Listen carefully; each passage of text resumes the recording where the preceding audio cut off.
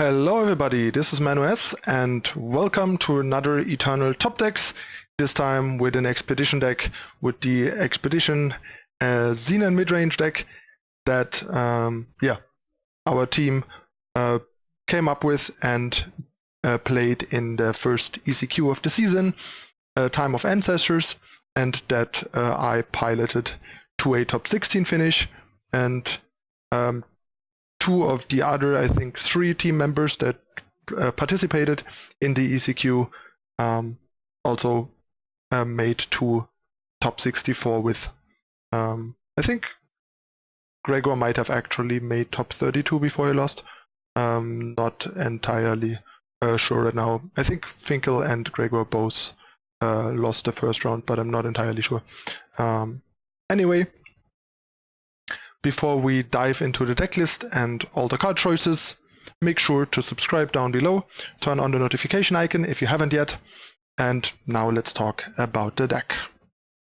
Alright, so the deck is nothing too new anymore at this point. It was super dominant at the ECQ. I think I was 49% of the field, like almost 50% of the field. Something like that. It was super dominant.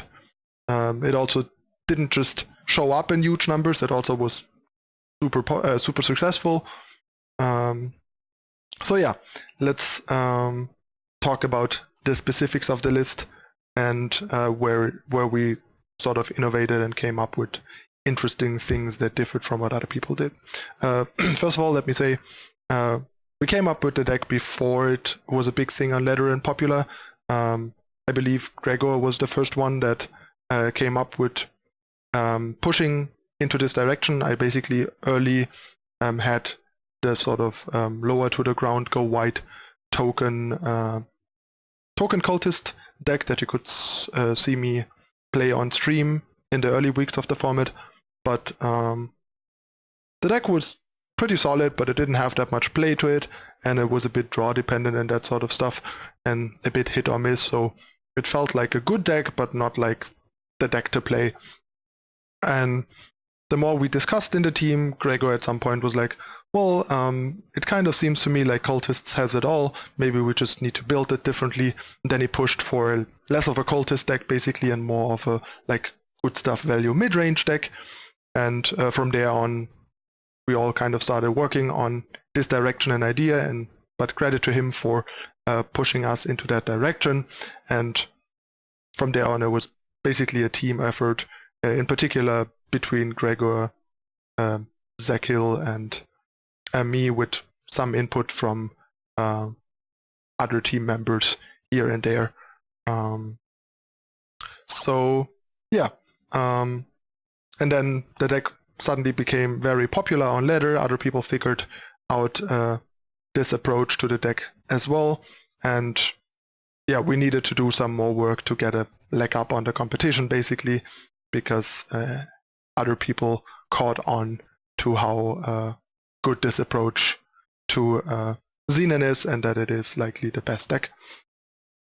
And that also impacted us. I think without other people playing the archetype and also forcing us to play a lot of mirrors and stuff, we might not have ended up with any Incarnus, let alone 4. Our deck didn't have any for a long time. Initially, then it started with some numbers and quickly went up to 4, especially because if in the mirror the other person has 4 Incarnus, you absolutely need your own 4. So for the grindy matchups, Incarnus was a great addition. But yeah, actually, if there isn't that much mirror, the card is not necessarily as essential, I think, as people might think, since it's after all not that easy to cast 4-cost 3/3, so against faster decks it's not very good, and if you can beat like late game decks without it, then you don't really need to play a card that's bad against a significant part of your matchups. But yeah, in the mirror it was just very important. It gave you card advantages, gave you access to highly impactful situational cards that you wouldn't want to put in your deck but could get from the invoke. It was up to a 3-for-1. It also lined up well against opposing temples, forcing them sometimes to just not be able to play their temple because they couldn't deal with Incarnus, and so on and so forth. It's also obviously a great card to get back with Vara, yada yada yada. Card just does a lot. So that was one of the bigger impacts from other people playing the deck that impacted our list. So yeah, let's talk about the card choices. Nahid's Faithful card is really powerful. It's a 1-drop cultist. So if you can play it on turn 1, you often will. So you can Arc of Soul on turn 2, either on Faithful or on something else. Then we have Prophet of Soul. This card allows the deck to be really explosive, especially against like low interaction aggressive decks like Uro aggro, for example. This is really good because you can just churn out an early Karvet and Temple and stuff and take over the game that way, where otherwise you might be too slow. It also often provides a very solid early blocker against Stone Scar or Uro. It can be sometimes risky because of the combat tricks in Vara's favor, but you will get free blocks here and there, which is a nice bonus buying you further time. Then we have Ebon Dune Smuggler. Just Smuggler, like in this format, especially with slower decks, you don't get around running 4 Smuggler, even if it's as bad as Ebon Dune Smuggler. We have only 2 Shadowlands guides. We started with 4, of course, and eventually went down to 3 because we felt the card is a bit too situational and also a bit too low impact a lot of the time, since, especially in the mirror, like big picture wise, getting back like a random 1/1 token or even a Slumbering Stone seems like you're getting a 2-for-1, but the board often plays out in a way where that isn't, like those two together are hardly even worth a full card and not really what matters. So we wanted to make room for more meaningful cards like Incarnus and more removal to deal with the cards that actually matter, like Incarnus, Karvet, and Temple, and also to an extent High Prophet of Soul. And since we removed Slumbering Stone, which I'm going to talk about in a moment when we talk about a replacement, the card became even weaker, so we were totally fine just going down to 2, having the opportunity to just get some sack fodder back, or just getting back Faithfuls to make them bigger is nice to have, and it's also a good defensive tool against aggressive decks, especially getting back Faithful. But yeah, we didn't want too many, and we rather wanted like more removal instead. Incarnus I already basically talked about, just really good card. With the upcoming nerf, it's going to be weaker because it's not really going to play defense at all anymore, but before as a 3/3 it actually stalled a fair share of units the turn you played it, giving you some momentum and defense, which they're going to take away with the upcoming nerf. But the card will still probably be too good not to run, especially for matchups like the mirror. Then we have for Karvet, really not much to say here. That card is just amazing. So many games against like faster decks or like proactive decks like Legion, Huru, Stone Scar just won by dropping and sticking a Karvet. And even in the mirror, it's one of the few cards that matter. Like basically in the mirror, Incarnus, Karvet, and Temple are the cards that matter, and to an extent, High Prophet of Soul. So having 4 Karvet and being able to draw multiple Karvets instead of virtually having 4 with Market is really, really important. Also having multiple Karvets makes your Vara in the late game much, much better as well. Card is just an absolute monster in the format. Also killer chains with Temple and Cultists are a really big deal and created some of the most insane comebacks I had in the ECQ rounds. And this is one of our big innovations. I think at some point I played against Secret Reaver on some kind of token deck that had Lumen Shepherd in it. I was like, wait, this card is actually a format. That's kind of an interesting consideration for our deck, because it provides us with a early sack fodder, allowing us to turn 1 Nahid's Faithful as a 4/3, allowing us to turn 1 Faithful into turn 2 Arc without sacking the Faithful. Also providing us with a free and 0 cost sack fodder at any point in the game when we draw it.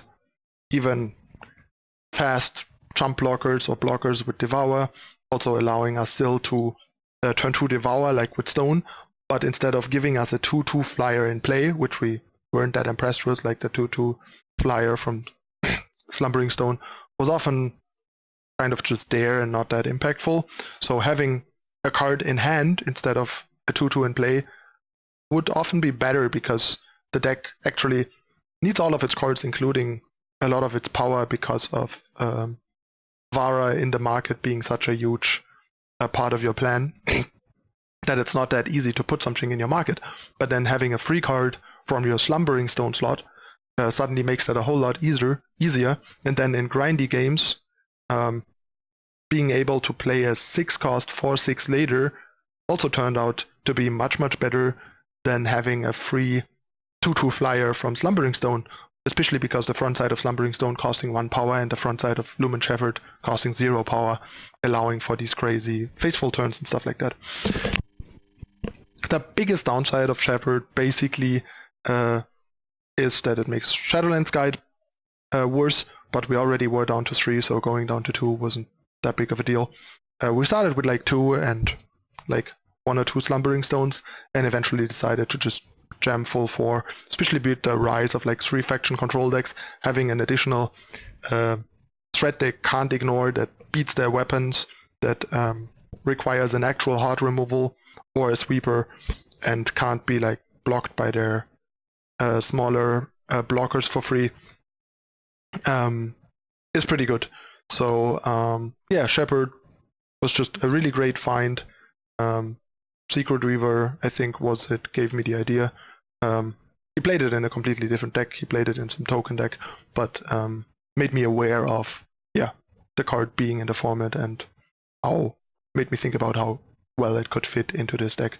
And the other team members quickly agreed and really liked the idea, and we quickly went up from 2 to 4. So yeah, still very happy with the card. And now with the nerf coming to Slumbering Stone, it's an even easier change. Another thing that matters actually is that the Wisp can attack, so it's much, much better with Coin, something I'm going to talk about later. So on the draw, you can have these turn 1 Wisp turns. Then on your turn, you can already attack and play a turn 1 Coin, with Onslaught getting a 2nd token, which is amazing. For example, there are some really cool things that Shepherd enables.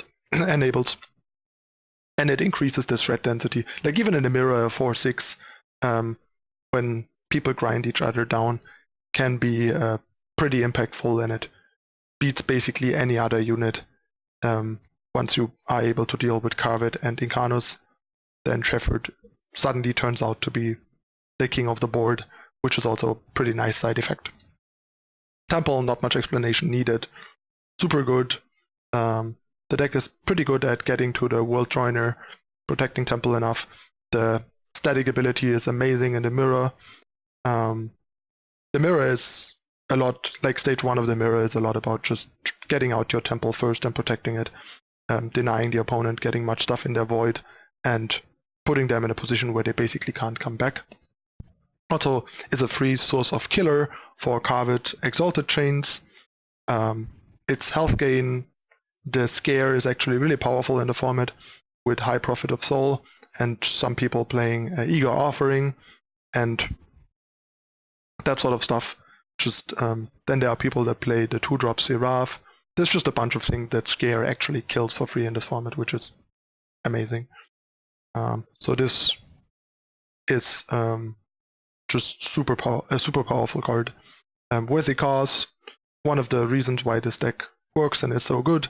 It's a super cheap, pretty universal removal, only limited by how much it cripples the card it hits, but basically being possible to fit into any turn and enabling some sack synergies in a format where removal is otherwise often slow, clunky, and more conditional.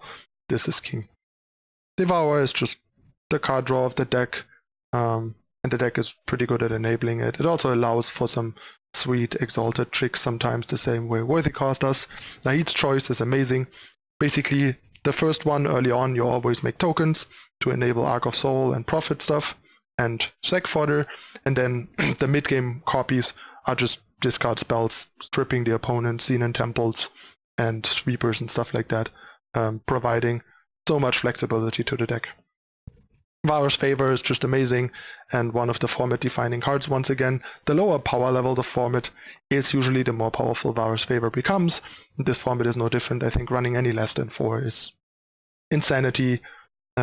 Sure, Talir's Favor is neat, but first of all, the deck is Shadow heavier than Time, so you want to lean on Shadow Favor because you're more reliably able to support it. And it also just does so much. Pop Aegis, kill a lot of small stuff like Shenra, and all these things, tokens. It's just a really, really good card.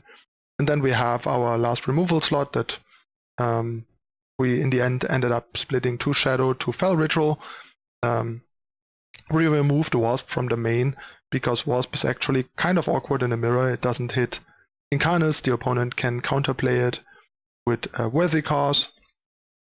And it's also bad when you're on the offense, like for example, you have a Karvet, they have a Karvet, you get to attack first, they for example have a temple that you want to kill, then Wasp does nothing for you, while Fel Ritual or Shadow allows you to kill their Karvet, attack, and either just attack or attack and kill their temple if they have a temple. Also, both of these allow you to kill Incarnus, which Wasp doesn't. So I think Wasp is more of a situational card that you want in the market, since when you want it, you want more copies. Like the Devouring Shadows were too Wasp for a while, and yeah, I think Wasp is too awkward to run 4 main, but you still want to have access to 4 copies rather than like 2, for example, because when it's good, it's really good, like against Griffin sometimes out of Illusion, and in particular against Huro aggro, or just an Aegis Varet out of Huro, Combray, or Stone Scar. Wasp is your best answer, so for this situational stuff, you virtually have 4, and you can just get it when you need it, and otherwise the other removal is better, I think. Overall, Fel Ritual is better, but it's also slower and clunkier in a deck that doesn't do much on 3, and you really don't want to like lose to decks going under you unnecessarily, and Devouring Shadow helps there. It deals with early Varets before they flip, and Shenras and stuff like that. It just provides the deck with more things to do on 3 and more ways to make sure you don't fall too far behind, even though it's a bit more situational. The one change I made after the ECQ that I forgot to make for the ECQ was cut a time source for a Shadow source from my ECQ list to lean more into Devouring Shadow and Incarnus. After we added Shadow, that made a lot of sense. And yeah, Fel Ritual is just nice because it also provides the dragon that comes in handy with Vara. So I wouldn't swap these for In Cold Blood, I think, with the new cards added.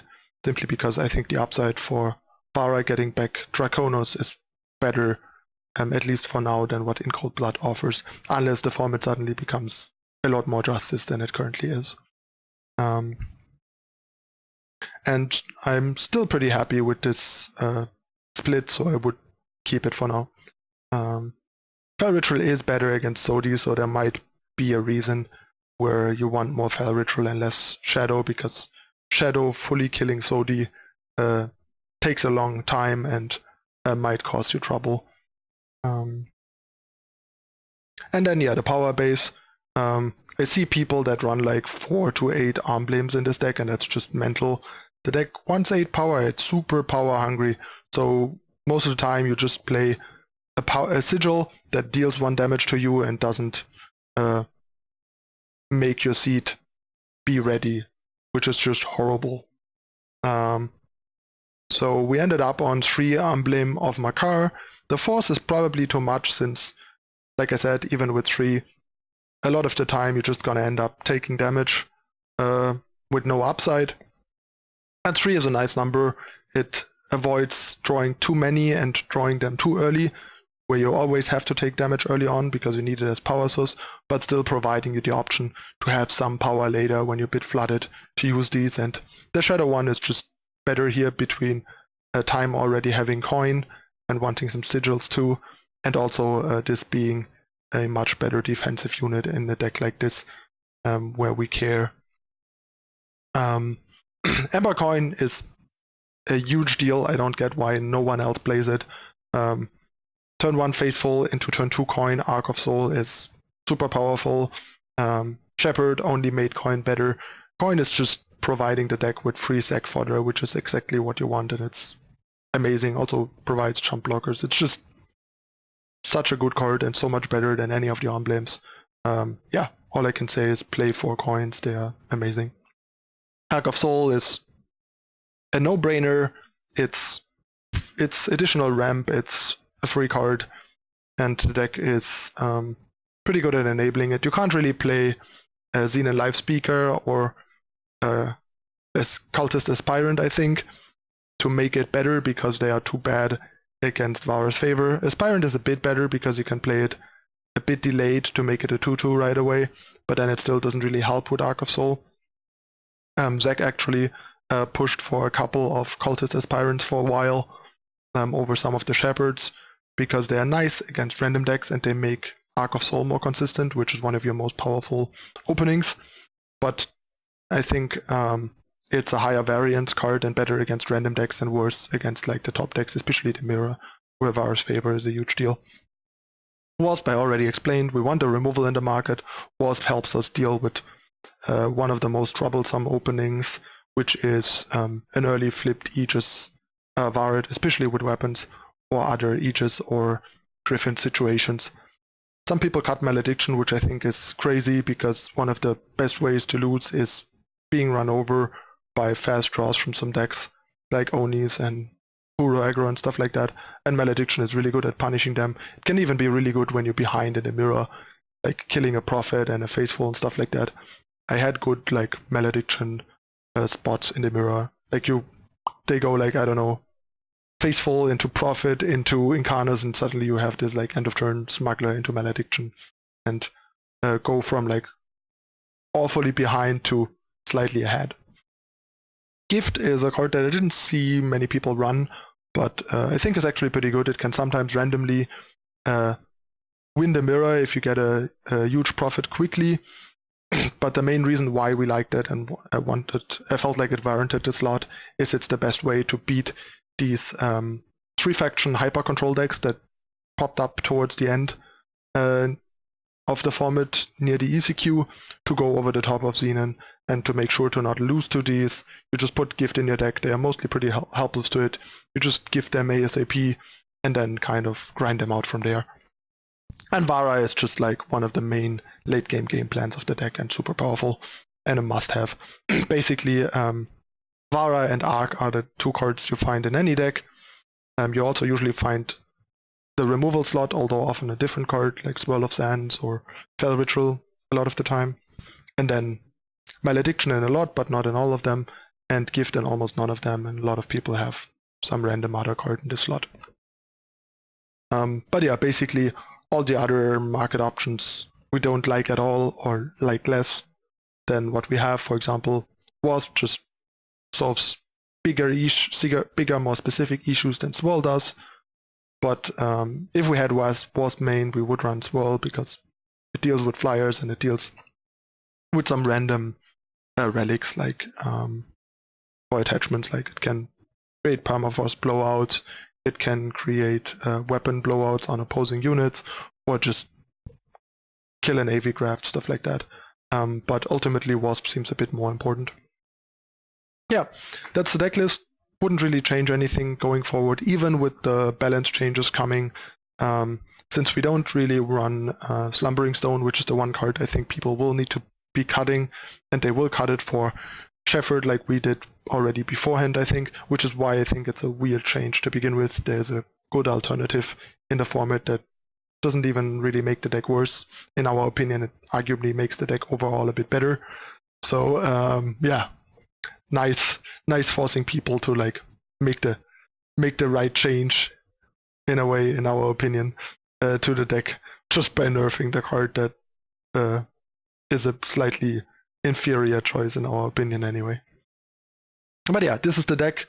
The deck should still be pretty good even with the nerfs, but not sure if it will be one of the best decks, and it could even maybe fall to like the best tier 2 deck or something and not be quite tier 1 anymore, but probably not. Like in the context of Expedition, Worthy Cause costing 2 is still pretty good, and Incarnus losing some of its defensive capability makes the deck a bit softer to early aggression, but like it's not the end of the world if you trade away your Incarnus instead of stall a bunch of small units and stuff like that. So yeah, the deck should still be good. And as usual, let me know in the comments if you have any questions about the list and the card choices, anything that I didn't touch on. And of course, we're gonna hop into some ranked games. I'm still in the top 100 in Expedition right now, and I'll show it to you in action. So see you in a moment with game 1. Stay tuned.